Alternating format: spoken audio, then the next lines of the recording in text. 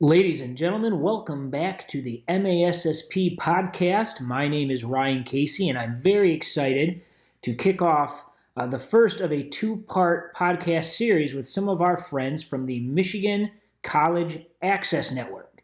But to most educators across our state, we know them as MCAN.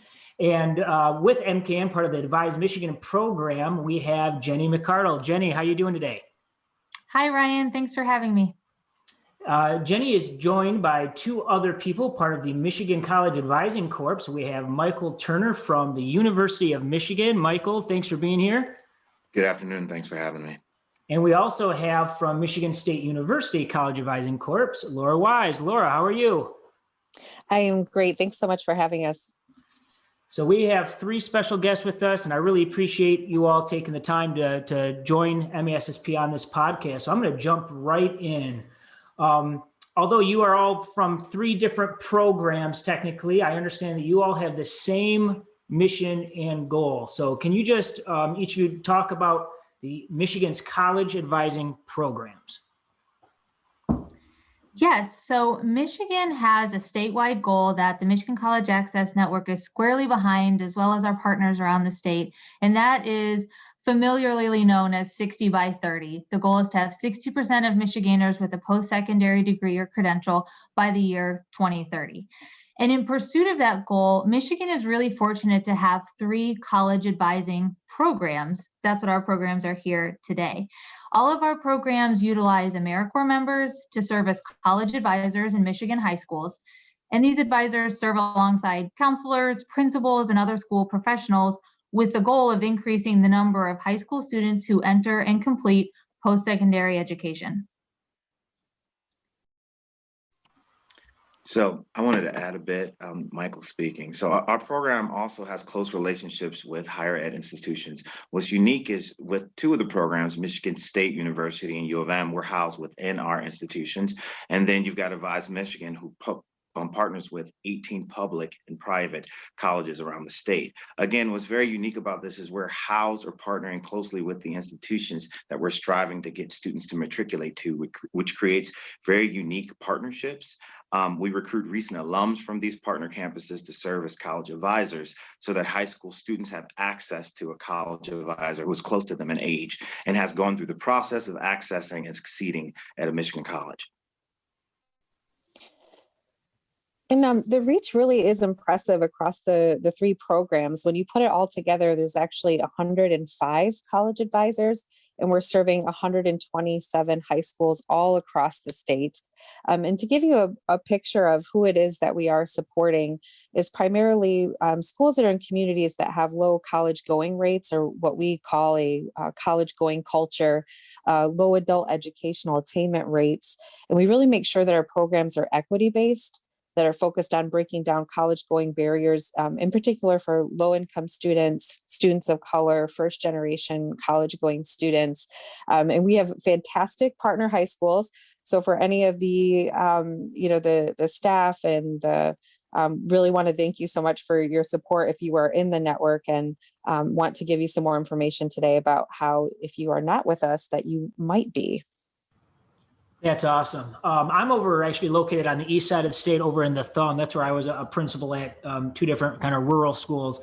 And when I left the first one, like a year later, they were able to get a college advisor to come to the school. And I was so jealous and so mad that I didn't have one at my disposal, because it was such a powerful thing. Because as you know, a lot of those efforts and things fall on the counselors, and it's just one more thing on there. I mean, they're good at it, don't get me wrong, but they're also burdened with a lot of other tasks, with typically standardized testing or state mandated testing and other things. And like you said, I think it was Micheal that you said that you have someone that's been through the experience a little more recently, and that kids generally are able to connect with, which is really cool. And in our area, because we're smaller, and it makes sense because Laura, I think you mentioned you actually have, although 105 different advisors, you serve more schools than that. So we were one of the schools that were able to split it with another neighboring district, and it worked out really well. Even though that was split, it was still super beneficial and super helpful. So that's really cool. And I'm learning right now, which is interesting. I never thought about the impact of actually having somebody at the college level too, at U of M. Michigan State University and whatnot. So I think that's really powerful. So moving on to my next question, although I think I'm hoping to a good chunk of our audience, it's obvious, but if not, why might Michigan high schools think about participating in one of these programs, and what does it actually look like? So what are they signing up for when they try to get somebody from the college advising program? Well, thanks a lot, Ryan. I think your perspective, as you talked about your work as a principal, speaks to a lot of those reasons, the capacity aspect as it relates to our counselors and the daunting task that is at hand. The data is pretty clear that college is a necessity in today's workforce and economy, and 70% of jobs in Michigan require post-secondary education, yet only about 48% of Michigan adults have a post-secondary degree or certificate. Programs are seeking to change that. Before placing an advisor in a high school, we work with the administration and counseling departments to understand their goals and strategize how advisors can help break down barriers for students. And I think, Ryan, building off of that, just as you were saying, the schools have been going through so much, especially in this COVID era situation. And there really are a lot of demands.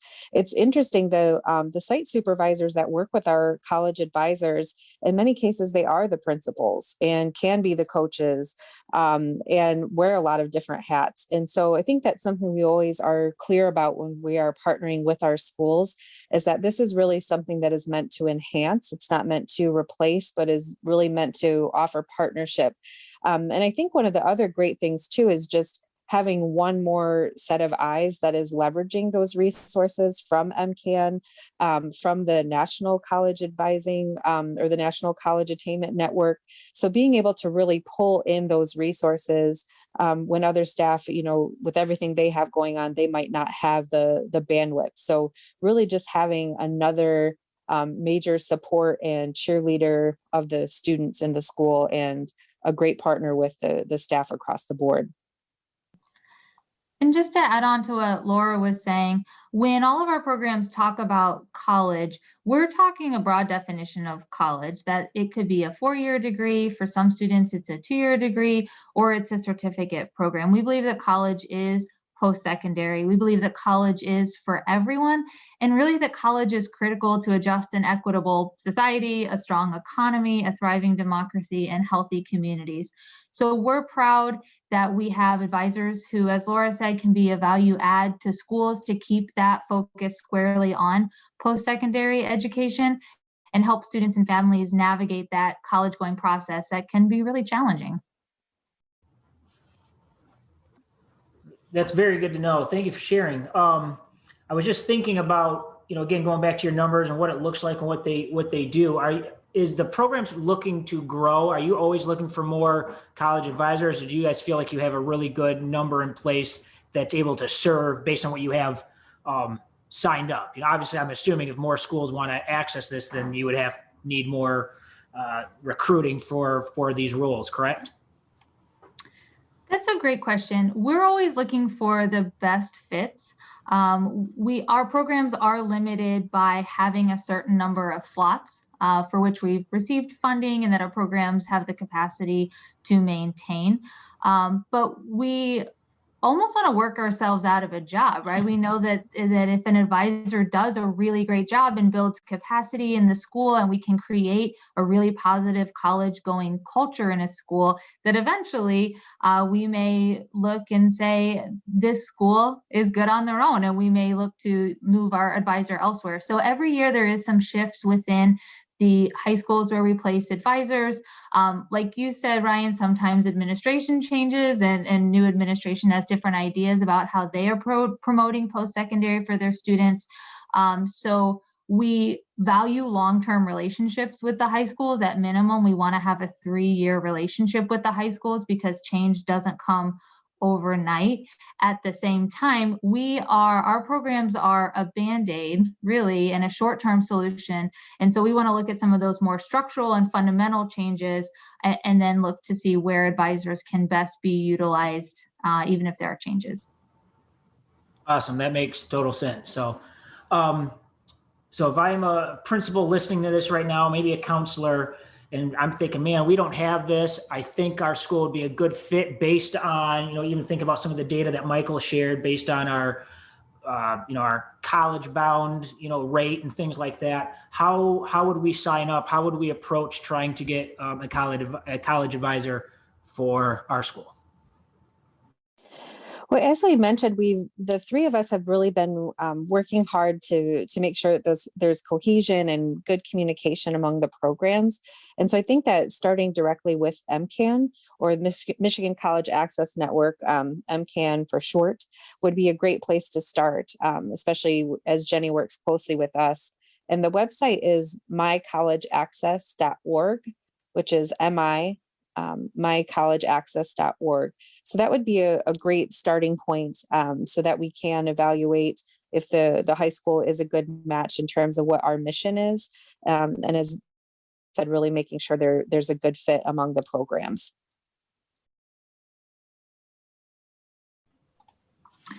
And to Laura's point, we know that it can be such a huge benefit to the state of Michigan to have 3 advising programs, but that can also be confusing. So the 3 of us are here today because we want to represent a unified front. We want high schools to know they don't have to know the nuanced difference between our 3 programs.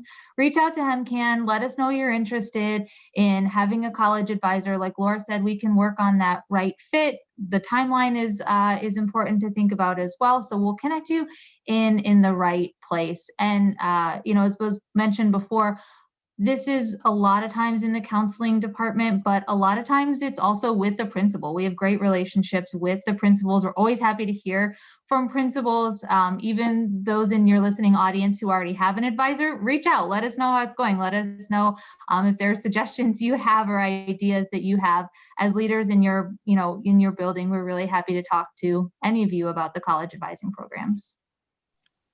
And to Jenny's point, yes, it has looked different even at the University of Michigan's College Advising Corps program. We have had principals be liaisons. We've had principals plus a lead counselor break it up into teams due to capacity.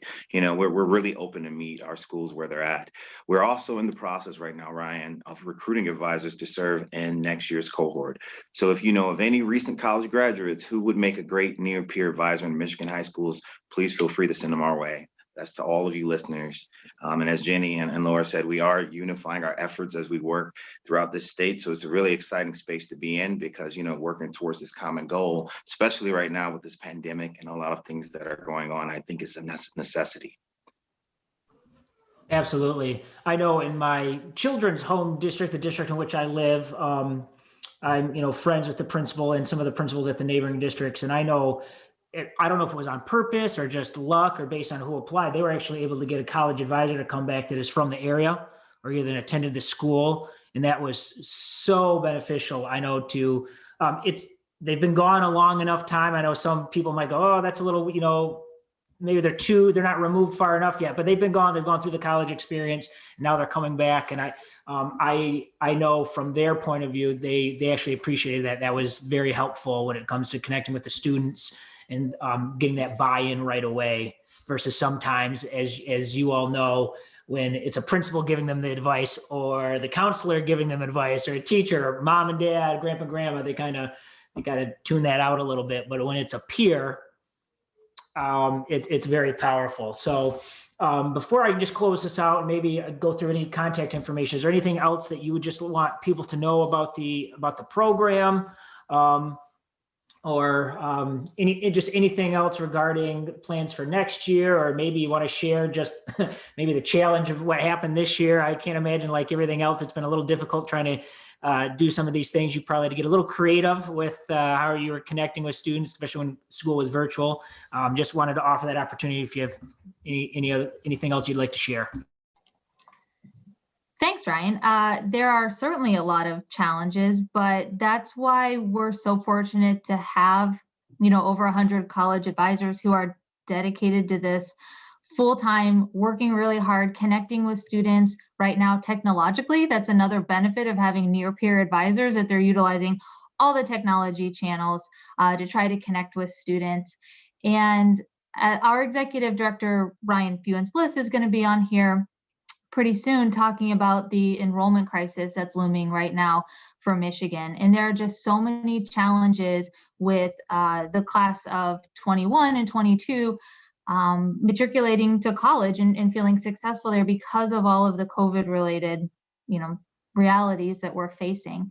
And we know that schools also have so much on their plate as well and are really just trying to manage everything. And there's a lot of competing priorities, but just want to offer to your audience that we can't lose sight of college access and college success in the middle of everything that's going on. Like I said earlier, college for everyone is really critical to the future of our democracy, the future of our economy, having a just society, having a healthy society. And while there are really immediate needs right now, we think that college needs to be one of those priorities and immediate needs as well. So we're here to help with that. All of our programs, the Michigan College Access Network, again, this is what we do all the time, what we truly believe in. So in the midst of everything that's going on, we just want to offer encouragement and support to not lose sight of the importance of a post-secondary education.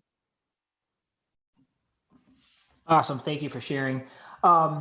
And I don't know if it's easier for Jenny, for you to share it out, but I do want to get contact information out, and I'll try and make sure it's included in our email blast and our social media posts. But what is the best way for people to get a hold of the three of you, or is it easier just to go directly, as Laura mentioned, to the MI College Access website, maybe the Twitter handle or anything like that you want to share?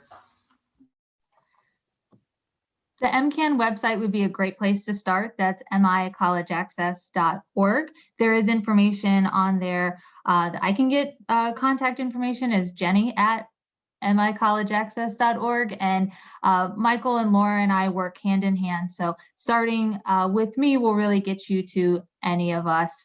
Really starting with anybody at MCAN will connect you to all of the college access and advising programs. Awesome. Well, I really appreciate the work that MCAN does and the three of you are doing. I can say from my firsthand experience that, again, I know from the role of a principal, it's such a huge asset to have in your building. So thank you for offering that. Thank you, Jenny, Michael, and Laura, for your time today. I really appreciate it. And to all of our listeners, remember that you can access this podcast and others anywhere podcasts can be found, including the Apple Podcast Store, also on the MASSP.com website, including the MASSP YouTube page. Thank you for listening, everybody. Enjoy the rest of your day.